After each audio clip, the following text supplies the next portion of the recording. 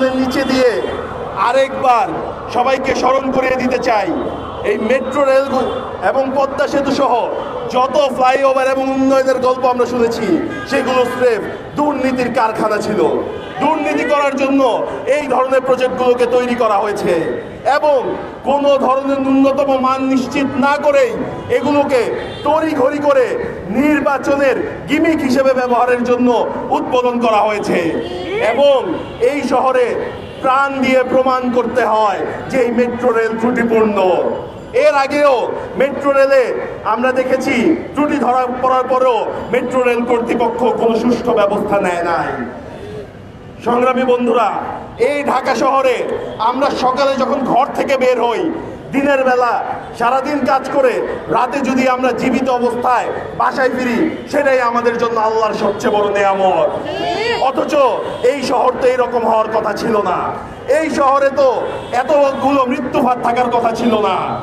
সংগ্রামী বন্ধুগণ, metro rail কর্তৃপক্ষকে বলে দিতে চাই, আপনারা দ্রুত এই মেট্রো রেলের ইন্সপেকশন অডিট করুন এবং করে মেট্রো রেলের নিরাপত্তা নিশ্চিত করুন।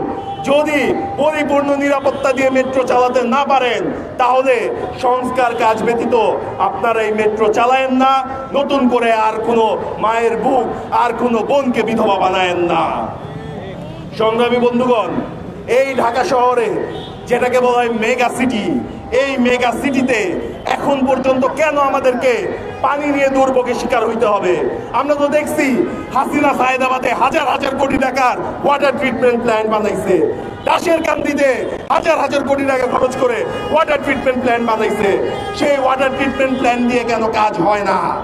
আমরা দেখতে পেয়েছি বুড়িগঙ্গাকে রক্ষার নাম করে ট্যানারিপট্টি সাভারে স্থানান্তর করা হয়েছে। কই, বুড়িগঙ্গার তো চেহারা পরিবর্তন হইল না। আমরা তাপসে দেখছি বুড়িগঙ্গার আদি চ্যানেল উদ্ধার করার নাম করে হাজার হাজার কোটি টাকার বাজেট করা হয়েছে। কই, বুড়িগঙ্গার সেই আদি চ্যানেল তো সচল রইল না। এখনো বুড়িগঙ্গার পানি কেন শুদ্ধ হইল না, বিশুদ্ধ হইল না? কেন বুড়িগঙ্গার পানিকে আমরা ব্যবহার করতে পারি না? এমনকি শীতলক্ষার পানিকেও সম্পূর্ণরূপে দূষিত করা হয়েছে। এখন পদ্মা থেকে পানি এনে তারপর সেটাকে ঢাকা শহরে সাপ্লাই দেওয়ার কথা বলা হচ্ছে। আমরা নতুন মেগা প্রজেক্ট চাই না।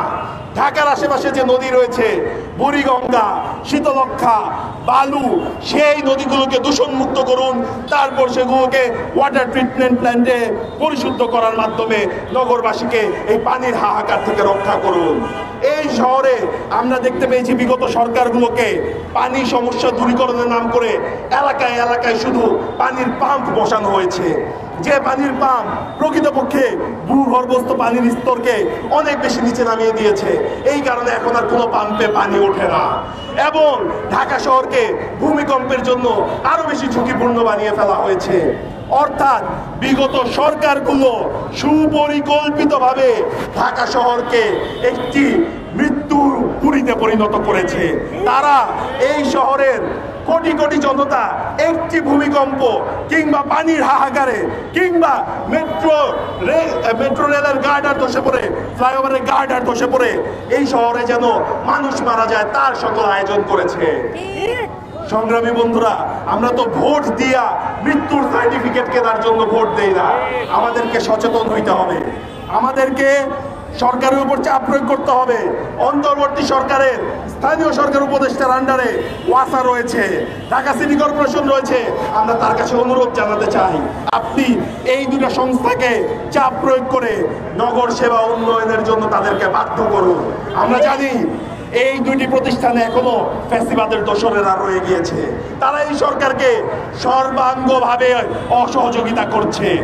আমরা দেখতে পেয়েছি জনতার মেয়রের নাম করে এক দখলদার মেয়র ইশরাককে, তিনি নগর ভবনের সিট দখল করার জন্য যতটা তৎপর, এই নগরবাসীর নাগরিক সেবা দিয়ে নাগরিক অধিকার নিয়ে তার কোনো চিন্তা নাই। আমরা ইশরাক সাহেবকে বলবো, আপনি নগর ভবনের মেয়রের চেয়ার দখল না করে নগরবাসী কাতারে নেমে আসুন, আমাদের নাগরিক অধিকার নিয়ে কথা বলুন। যদি আপনি নাগরিক অধিকার নিয়ে কথা বলেন, আমরা আপনার পাশে এসে দাঁড়াবো ইনশাআল্লাহ। সংগ্রামী বন্ধুরা, বক্তব্য আর দীর্ঘায়িত করব না।